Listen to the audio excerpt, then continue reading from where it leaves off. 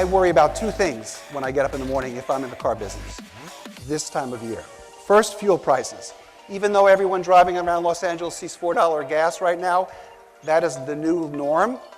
But if you start to see $4.50 or higher gas, then you start to worry about full-size pickups, large SUVs, or luxury cars, because people vote their gas dollars with their car purchase, and people will start to shift back to spending a lot more money on Priuses, on hybrids, on electric cars. So right now, $4, no problem. $4.50, $5, I would begin to worry. 41 new models to be launched in 2014, the largest group of products launched in the history of the car business. Now, what does that mean for this room? What to look at here, because everybody thinks forward as a marketer, look at the portfolio of products being launched by every car company in the second half of this year. 30 of those 41 cars are Asian brands. So there's a lot of money in this room that needs to be kind of focused on. And again, look at the products on that list. A lot of them are smaller volume products aimed at specific target audiences, whether it be luxury, crossover, millennials. So digital plays really well to this group. Two things a little bit down the highway that are trends that are starting this year and will have focus for the next 4 years. First is alternative fuels. Everyone is now comfortable with hydrogen. Everyone is comfortable with plug-in hybrids, electric.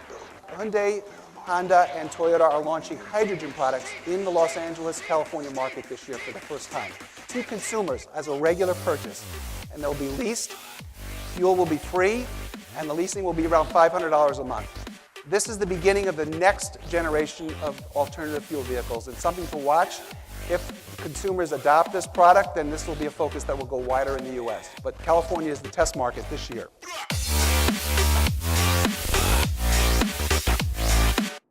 That is supposedly where we're going.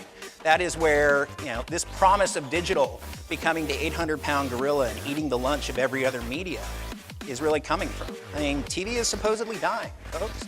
And, we're all here and ready to take its role as digital practitioners. One problem, though, from my perspective. From what I've seen, either here, especially in Detroit, and especially with even non-auto clients, TV is still doing just fine when it comes to this. And dealers especially, they love, love, love their television. There's this mentality that I think still persists in a lot of marketing departments, and especially within automotive, that all you need to do to dial up sales is crank up the TRPs. And in fact, you get a lot of media strategies that look like this. And especially when you start to get into tier 2 and 3, this dominates. So from my perspective, unfortunately, right now, digital is not yet in the driver's seat when it comes to automotive. You can see stats permeate like this. This is just an example of how many people consume video online versus how much is actually being spent on it. It's a Nielsen stat from Q1 of this year. And when you look at automotive, you see things like this. On average, this is not across the board, outliers here, but you'll expect to see across tier 1, 2, and 3, upwards of 70 to 80% of those marketing budgets landing in television. Meanwhile, all those people that are being talked to, at best, 2 to 3% of them might be in market for a car in any given month.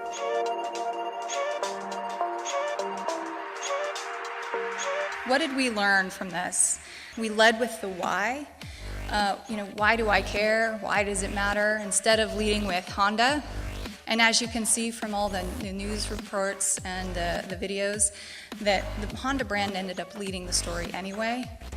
But the why people care was the hook to get them in the door. And we felt that that was key to the success of the program, and drove our hashtag strategy just around Save the Drive-In, not branded, that kind of thing.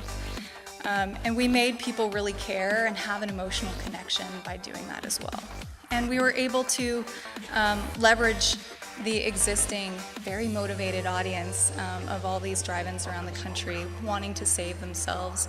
And they had already a dedicated following that we could tap into and really take advantage of. And so I think that was another key to the success. And then finally, the buzz building aspect of it. I mentioned it was kind of a lengthy program for social media. Months is an eternity.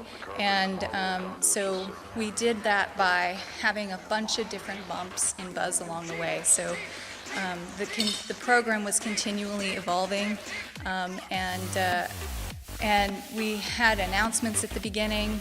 We added more projectors. We had the Vine auction. We had all these different bumps along the way that continued to help us generate news, continued to help us generate buzz, and give us an opportunity to spread the word of Save the Drive-In even further.